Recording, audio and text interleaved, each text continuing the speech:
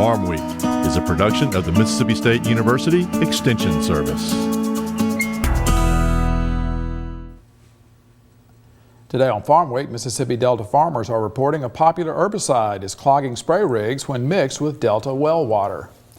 Republican Tim Pawlenty announces for president, and he calls for elimination of all energy subsidies, including ethanol. In Southern Gardening, want to get out of the round flower rut? Try going vertical. In the markets, the heat is on, and so is pressure on cattle futures as investors buy cotton over concerns about the Texas crop. In the feature segment, Seeing is Believing at the Rankin County office of the Mississippi State University Extension Service. The office features demonstration plots where county residents can see many kinds of flowers and vegetables as they grow. My general thoughts are, of course, my genuine love for growing things, but what also added to it was my desire to further educate the public as a whole, and having so many questions in vegetable production, forage production, forages for wildlife. No better way to demonstrate a fact other than actually carry them out and show them what it looks like, what it feels like, what it smells like.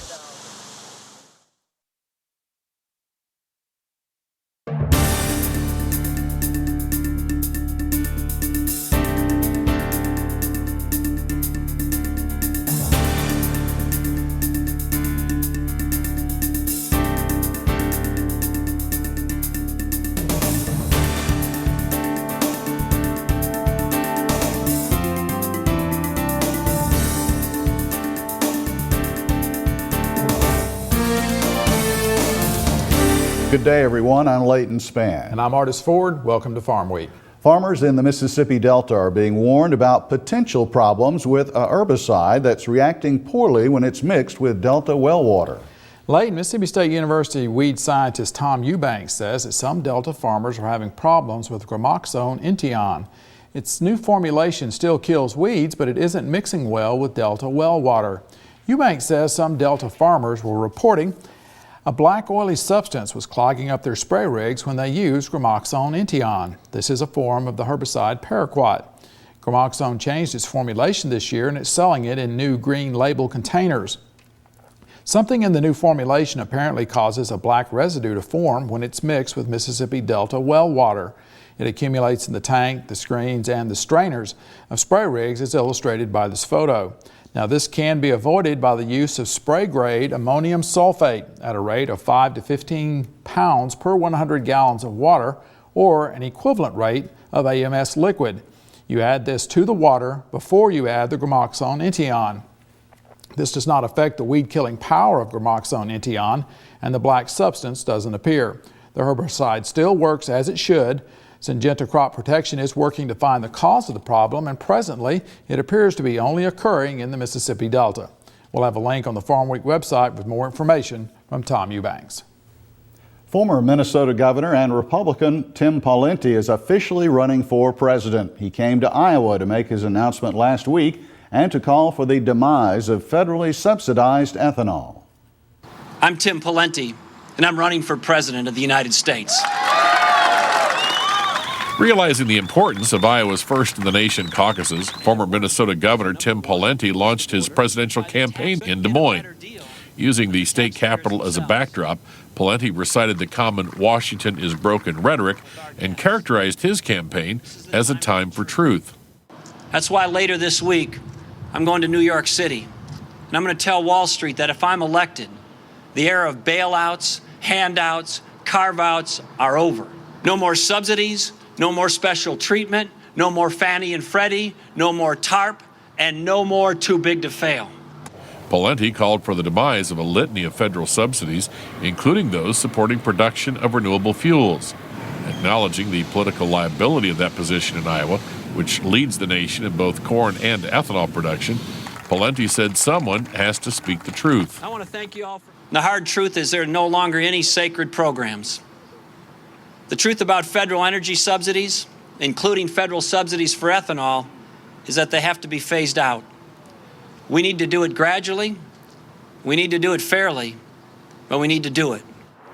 Pawlenty noted he supported ethanol over the years, even signing a mandate in his home state to double the use of the renewable fuel. But he said the approach to government support of the entire energy sector needs to change. So as part of a larger reform, we need to phase out all subsidies across all sources of energy and all industries, including ethanol. We simply can't afford them anymore. Iowa Senator Charles Grassley recently proposed legislation that would gradually eliminate ethanol subsidies, spreading the cuts over a 5-year period. But the 6-term Republican also believes in uniform government policy across the entire energy sector. That it would be wrong just to phase out ethanol and not look at the other subsidies, because I think you ought to have a level playing field for all forms of energy. But the legitimacy of phasing it out is, what's the purpose of a subsidy in the first place? The purpose of a subsidy is to get an infant industry started, whether that's ethanol, biodiesel, wind, solar, etc. Once you get it started, it ought to live on its own, or it shouldn't live. Pawlenty's tough talk on government largesse was praised by some political insiders who called it brave and gutsy. And despite his stance on ethanol subsidies, Pawlenty's call to phase out government support across the entire energy sector was even welcomed by the Iowa Renewable Fuels Association. When it comes to shapes, we're used to having round flowers in the landscape. In this week's Southern Gardening segment, Extension horticulturist Dr. Gary Bachman shows us some must-have plants with vertical flowers.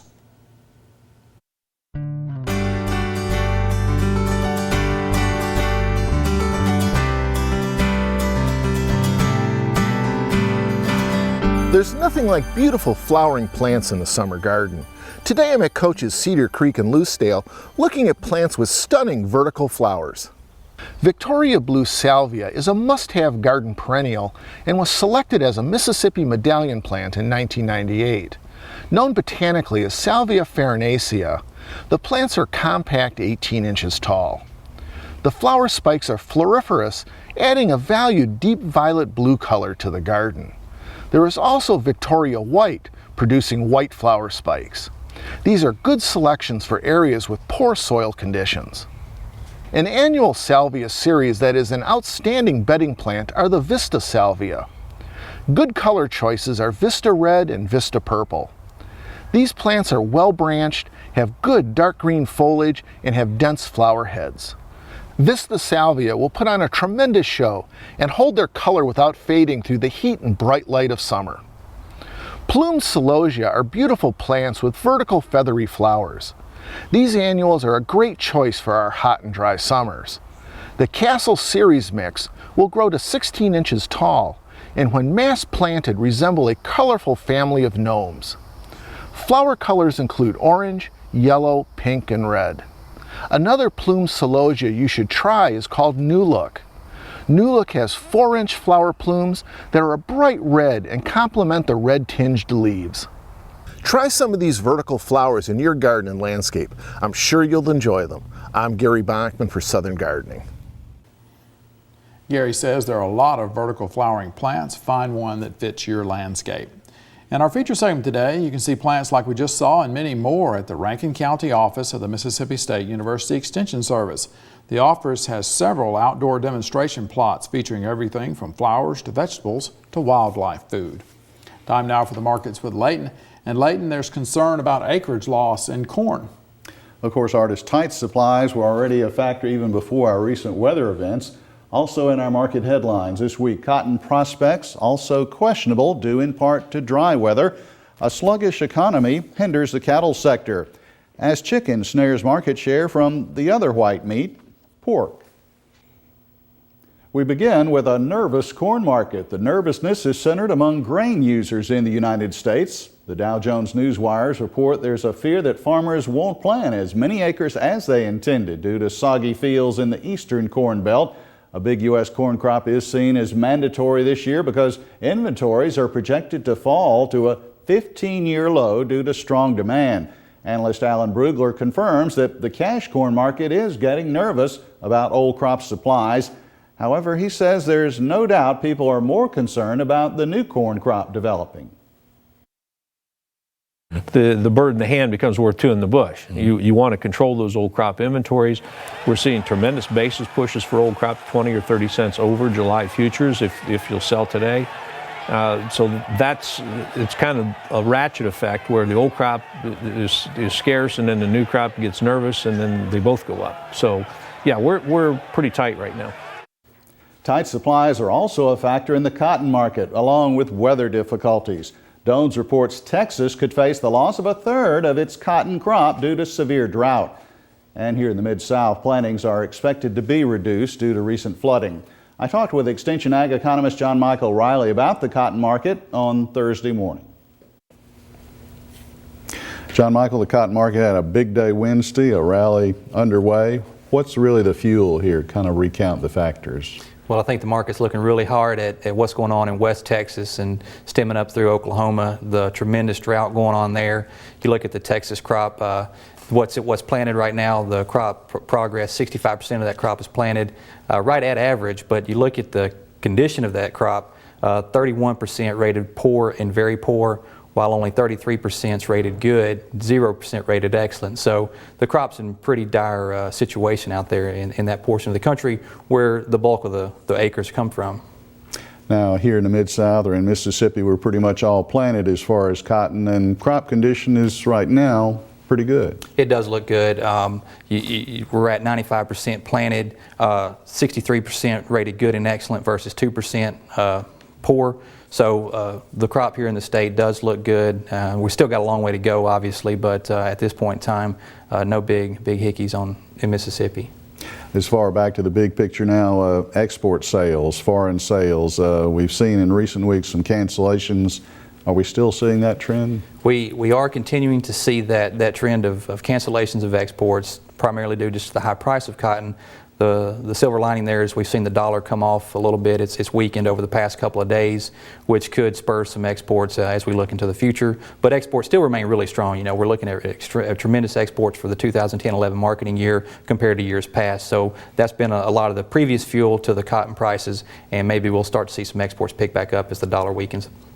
And putting all this together now, looking at December cotton futures, what are you expecting? What is the market expecting as we get further into June here? Well, we've seen some push off of demand with exports and domestically. That's one side of it, but this drought in Texas is probably going to be the big catalyst in terms of expectations as we move throughout the growing season. And in recent years, this is quite unusual, this drought in Texas, the impact that appears it will have on the cotton market. A lot of dryland cotton out there, and it's going to have some impact. Well, we're now in the month of June, which is National Dairy Month. And for our trivia quiz, we want to check your current knowledge of this industry in our state.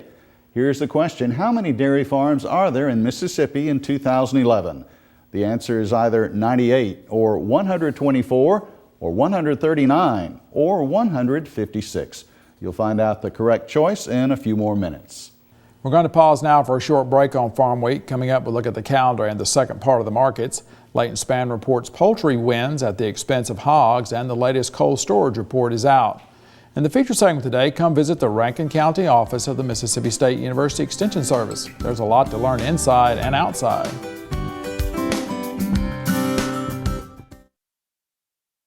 Each year, many Mississippians are seriously injured or killed when farm tractors overturn. Don't become a statistic.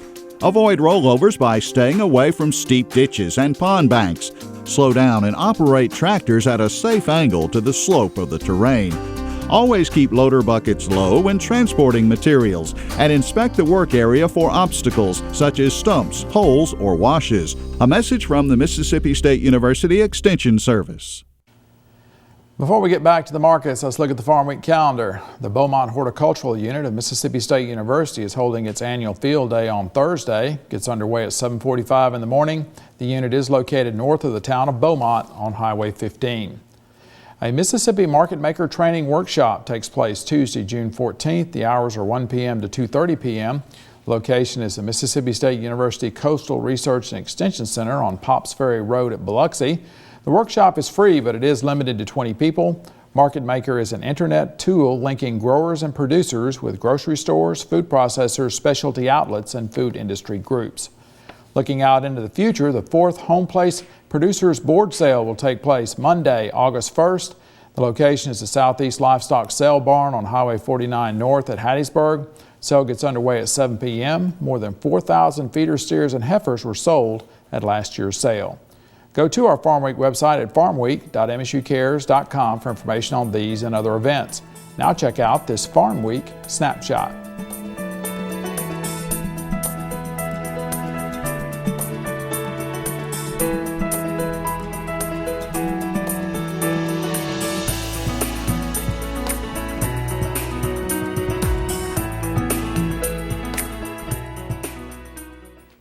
The pressure is on as far as livestock futures. Here in the first week of June, Drovers Cattle Network reports that ample cattle supplies and a gloomy economic outlook are combining to increase the existing worries about demand. A key negative this week, disappointing jobs report out of Washington that fuels selling in the equity markets. Cattle futures prices have tumbled since setting records back in April. Analysts say that continued weakness in the economy will likely increase the pressure on the beef market. When it comes to white meat, it appears that chicken wins as far as market share in the present economy. That means the loser, of course, is pork. The hog sector has seen a weakness on the boards. Analyst Sue Martin notes that the cash hog market is premium to the futures for the summer months. That is abnormal for this time of year, she says. The one thing we've got going here in the hog market, and this is what they're fighting, is extremely cheap poultry prices. And because they have extremely cheap poultry prices and the price of corn still ebbing higher, unfortunately the hog producers being squeezed a little bit, and they're losing some money right now because of the way this situation is. Again, the domestic consumption is going to the cheaper meat, poultry. The government's monthly cold storage update out in late May shows year-to-year increases in red meat and poultry supplies. Frozen beef supplies were up 20% from May a year ago. Pork was 13% above last year. Chicken supplies in the nation's coolers up 18% from 2010, while turkey was the only meat to record a decrease, down 14%. It's time to conclude our markets, which means a return to that trivia quiz. B is our correct answer this week. In March 2011, there were 124 dairy operations left in Mississippi, according to the State Department of Health. You've heard it 1,000 times on Farm Week. Contact your county office of the Mississippi State University Extension Service. There is a lot of good information to be found there, but there's something extra at the Rankin County Extension Service office. You'll find an ornamental garden tended by master gardeners, but you'll also see demonstration plantings of organic gardening, vegetables, cattle forage, and wildlife food. It's ambitious and it operates year-round. This story first aired on Farm Week last August.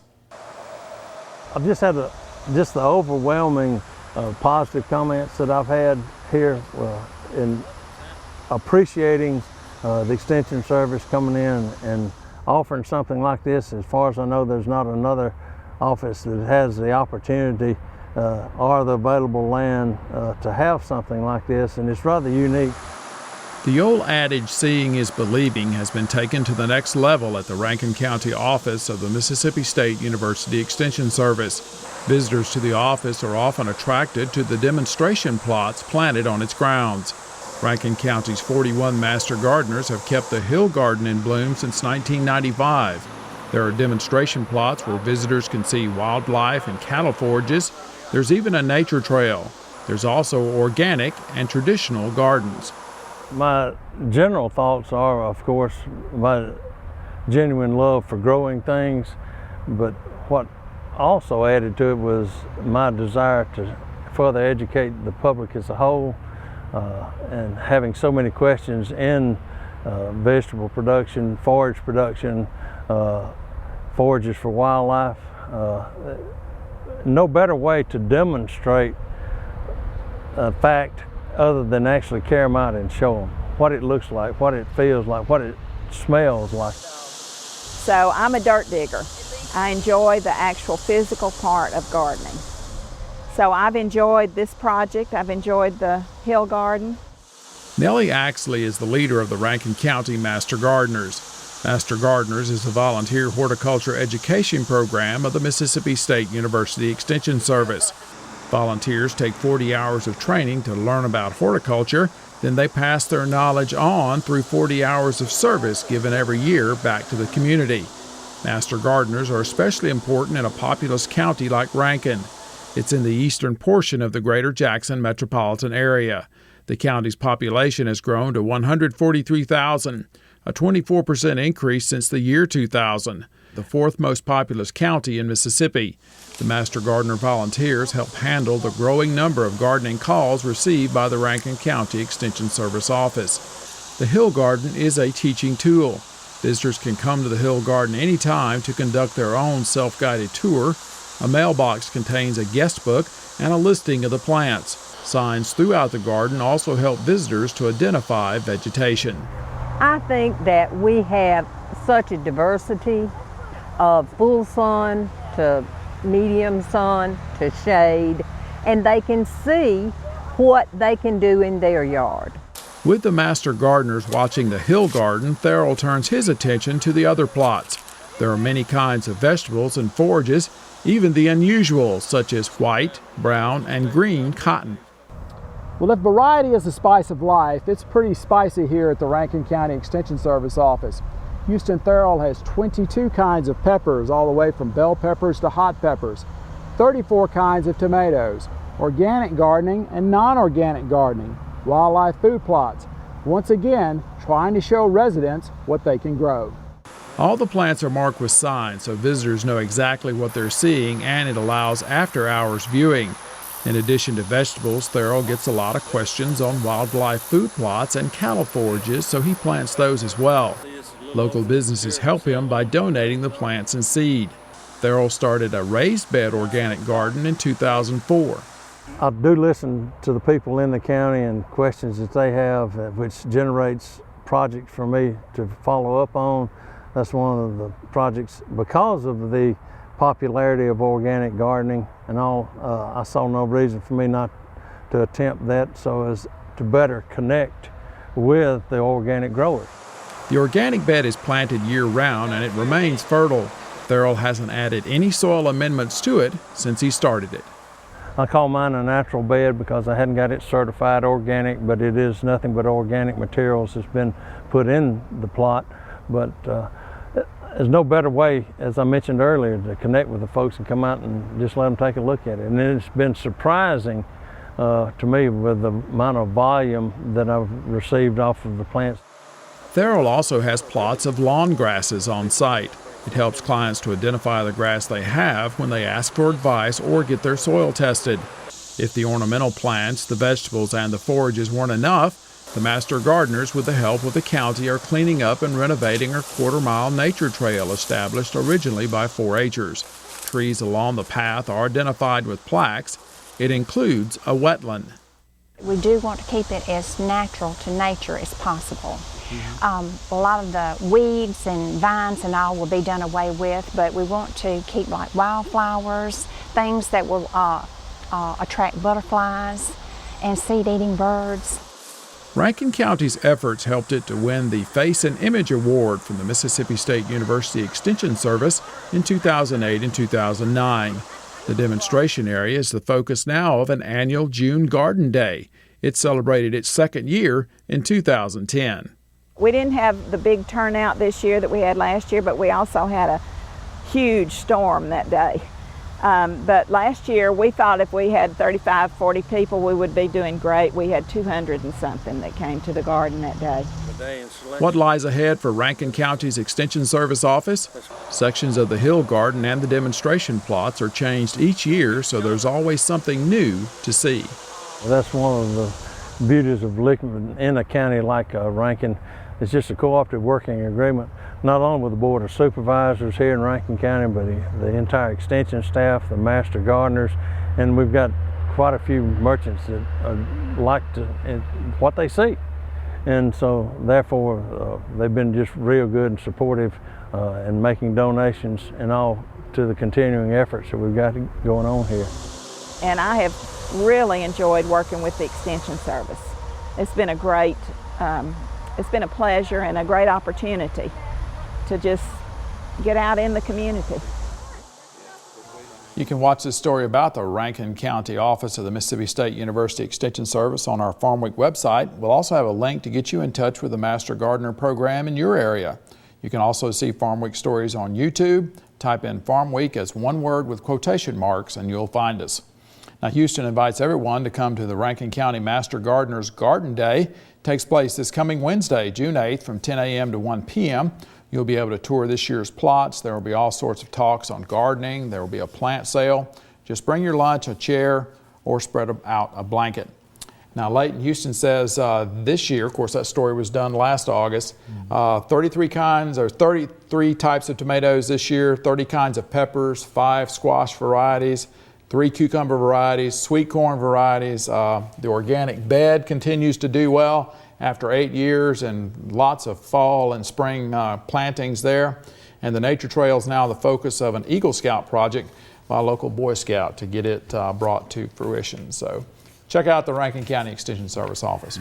Well, we are at the end of Farm Week for this week. On our next show, wood pellets and water. Mississippi is becoming a major producer of wood pellets with plants in Wiggins and Amory.